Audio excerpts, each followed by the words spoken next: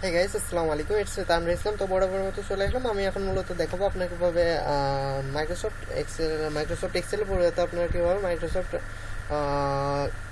শিটের কাজ করতে পারেন। ঠিক আছে, মাইক্রোসফট ডকুমেন্টের না, মাইক্রোসফট শিটের যে কাজটা করতে পারেন। ঠিক আছে, একদম এক্সেলের সেম কাজটা করতে পারেন। এটার জন্য কোনো এক্সট্রা কোনো মাইক্রোসফট অফিসে যেমন আপনার ইনস্টল করা লাগে, ফাইল ইনস্টল করা লাগে, ঠিক আছে, সেগুলো আপনার করা লাগবে না। ঠিক আছে, তো আপনারা বুঝতে পারছেন মাইক্রোসফট এক্সেল বলতে গুগল শিটের সবচেয়ে বড় বেনিফিটটা কি।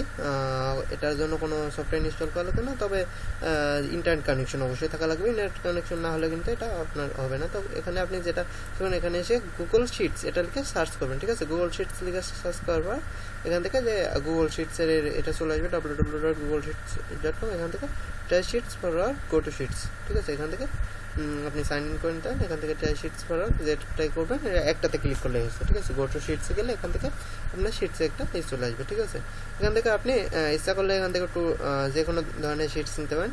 এখান থেকে ব্ল্যাঙ্ক নিতে পারেন। ব্ল্যাঙ্ক নিলে একেবারে আপনার সব কিছু করে নেওয়া লাগবে। এখান থেকে আপনি যে টাইপের ইগুলো করবেন, ঠিক আছে, এখান থেকে টেমপ্লেট বেলাইতে দিয়ে আপনি সে ধরনের টেমপ্লেট আপনি পেয়ে যাবেন। এখানে ওই লট অফ টেমপ্লেট আছে। আপনি ইচ্ছা করলে বিভিন্ন ধরনের টেমপ্লেট অনলাইন থেকে করে নিতে পারেন। ঠিক আছে, সাপোজ আমরা যদি স্যালারি শিট টেমপ্লেট আমরা স্যালারি শিট টেমপ্লেট, ঠিক আছে, টেমপ্লেট ফর গুগল শিটস। ঠিক আছে, গুগল শিটস এটা দিয়ে আমরা যখন গুগল শিটস, গুগল SHWTS এটা দিয়ে যখন আমরা সার্চ দেবো তখন এরকম অনেক টেমপ্লেট পেয়ে যাবো। ঠিক আছে, এই টেমপ্লেট ডাউনলোড করে আমরা এখান থেকে এক্সপোর্ট করে নিতে পারি। ঠিক আছে, এখানে এক্সপোর্টের অবশ্যই অপশন আছে কোনো জায়গায়। তো এখান থেকে আপনার এখান থেকে এক্সপোর্ট করে নিতে পারেন, বা ওটা আপনি যখন ডিরেক্ট ওপেন করবেন, ঠিক আছে, ওটা যখন এখানে ওপেন করবেন তখন সেখানে কিন্তু এটা আপনি আপলোড করে এখানে তখন ওপেন করবেন। আপনাকে অবশ্যই গুগল ড্রাইভে আপ করে ওখান থেকে এডিটে যখন চলে আসবেন ডিরেক্ট এখানে ওয়েবে ওপেন হয়ে যাবে। ঠিক আছে, এভাবে আর কি আপনি করে নিতে পারেন। এখান থেকে এটা ডাউনলোড করে নিতে পারেন। আমি দেখাচ্ছি না আপাতত। এখান থেকে আমরা যে টেমপ্লেটটা আপনার দরকার সেটা আপনি করবেন। আমি আপাতত টু ডু লিস্ট থেকে নিই একটা, আমি পরবর্তীগুলোও দেখাবো ইনশাল্লাহ। তো আমি টু ডু লিস্ট থেকে এখান থেকে এভাবে আর কি থাকে। এখান থেকে কিন্তু আপনি ইচ্ছা করলে এ পাশেও এডিট করতে পারেন হয়তো। আচ্ছা, টু ডু লিস্ট বাদ দিই, টু ডু লিস্টে অনেকগুলো দেওয়া আছে। আমরা স্যালারি শিট দেখি একটা। অ্যানুয়াল বাজেট দরকার নেই, মান্থলি বাজেট দরকার নেই, annual calendar to do list দরকার নেই, আমার অ্যানুয়াল বাজেট দরকার নাই, এখান থেকে শিডিউলের দরকার নাই। আমরা স্যালারি শিট একটা দেখি যে আছে কিনা, অ্যাটেন্ডেন্স, সেগুলো আমাদের দরকার নেই। আমরা আপাতত একটা স্যালারি শিট আমরা নিজেরাই বানিয়ে নিই। ঠিক আছে, স্যালারি শিট আমরা এখান থেকে করতেও পারি, সমস্যা নেই। এখান থেকে আমরা এটা আর কি এডিট করতে পারি। এখান থেকে ফাইল সেভ করতে পারি, এখান থেকে এডিট করতে পারি। এখান থেকে আমরা ইনসার্টে গিয়ে আমরা শেপ নিতে পারবো। ঠিক আছে, আশা করে দেয় একদম ইসের মতোই হবে, যদিও এটা ইন্টারনেটের জন্য একটু লোড নেবে। যেখানে যান সেখানে একটু লোড নেবে। ইনসার্টে ক্লিক করার পরে দেখেন এখান থেকে আমরা যেটা করবো সেটা হলো এখান থেকে লিঙ্ক করে নিতে পারবো। এখান থেকে সেলটা আমরা করে নিতে পারবো, আইডেন্টিফাই করে নিতে পারবো। এখান থেকে ইমেজ আমরা এইটা খুঁজছিলাম আর কি, টুলস আমরা যেটা বলে শেপ, আমরা একটা শেপ নিতে চাচ্ছিলাম। শেপটা আমরা দেখছি না, মার্সেলস, ও হ্যাঁ মার্সেলস।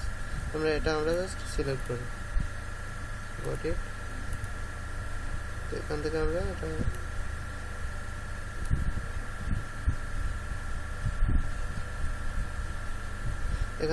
এখান থেকে যে মার্সেলটা করে নেবো, বর্ডার না মার্সেল। এখানে মার্সেল করে দিয়ে এখানে আমরা লিখবো যে স্যালারি শিট,